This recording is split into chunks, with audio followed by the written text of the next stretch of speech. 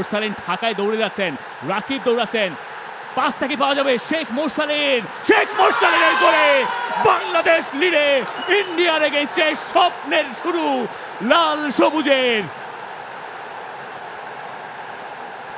বাংলাদেশ এগিয়ে গেছে, বাংলাদেশ গোল করেছে শেখ মোরসালিন, তিনি গোলটা করলেন।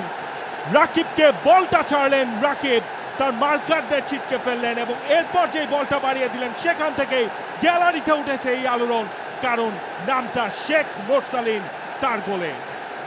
ক্লাসিক কাউন্টার অ্যাটাক এবং সেই দুজন মিলেই কম্বাইন করলেন রাকিব এবং মোরসালিন। রাকিবের গতিতে ইন্ডিয়া কেঁপে উঠল, কেউ পারলেন না।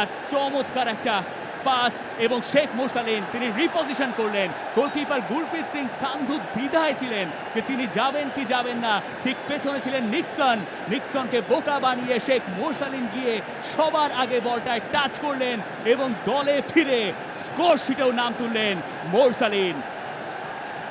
তার ক্যারিয়ারের সপ্তম গোল হয়ে গেছে। কীর্তনখোলা এক্সপ্রেসের গতির ঝড় দেখেছে এই ন্যাশনাল স্টেডিয়াম, এরপর দেখেছে মোরসালিনের একটা ক্লিনিক্যাল ফিনিশিং। নাম্বার 7